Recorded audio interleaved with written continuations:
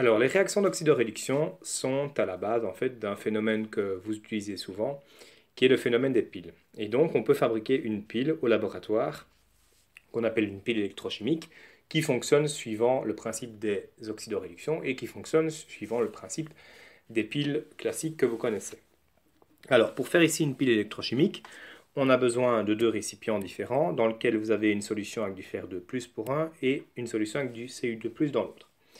Et vous mettez un clou en fer dans celle de Fe2+, et vous mettez une plaque en cuivre dans la solution de Cu2+.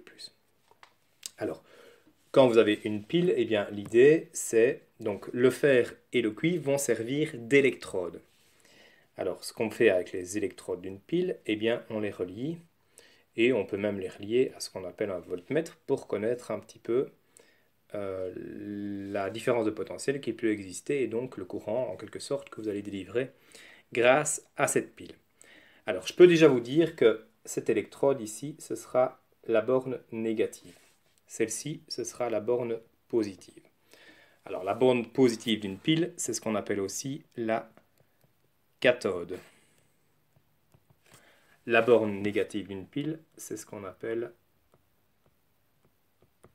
l'anode.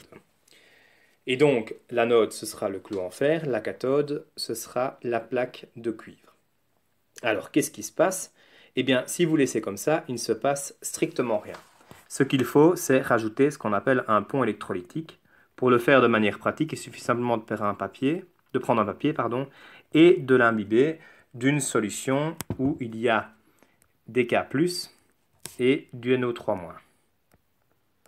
Alors ces composés ne sont pas choisis par hasard, vous allez directement le comprendre. Une fois que c'est fermé, eh bien, vous allez avoir un courant électrique. Un courant électrique qui passe et vous savez que les électrons, eh bien, ils vont toujours de la borne négative vers la borne positive. Ça, vous l'avez vu dans vos cours d'électricité. Donc les électrons se trimballent de la borne négative vers la borne positive, de l'anode vers la cathode, du clou en fer vers la plaque de cuivre. Alors si on laisse tourner la pile, eh bien on va constater quelque chose. On va constater tout d'abord que ici vous allez avoir le Cu2+ qui va progressivement venir se déposer et former du cuivre sur l'électrode de cuivre. Donc l'électrode de cuivre va devenir de plus en plus cuivrée, donc vous aurez une masse de plus en plus grande pour l'électrode de cuivre. Et de l'autre côté, vous allez avoir le phénomène inverse, eh bien vous allez avoir le fer qui va progressivement se faire ronger en quelque sorte, va disparaître et va passer en solution et devenir du Fe2+. Donc en réalité, ce qui va se passer du côté de l'anode, c'est que le fer solide, donc votre clou, va devenir progressivement du Fe2+. Et du coup, ça va libérer deux électrons. C'est bien logique, c'est les électrons qui vont partir d'ici et aller de l'autre côté. Puisque de l'autre côté, que se passe-t-il? Eh bien, vous avez le Cu2+, qui est dans la solution, qui va devenir du cuivre solide, qui va venir se déposer sur la lame de cuivre. Et donc pour ça, on a besoin de deux électrons. Et donc, vous avez bien des réactions d'oxydoréduction. D'un côté, une oxydation, d'un côté, une réduction. Vous voyez ici que du côté de la cathode, vous avez une réduction.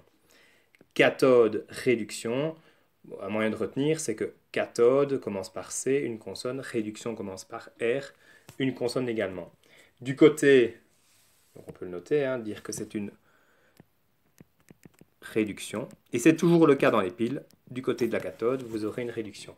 De l'autre côté, donc, vous avez une oxydation. Et là, un moyen de retenir, c'est que, voilà, oxydation commence par O, une voyelle, et anode également.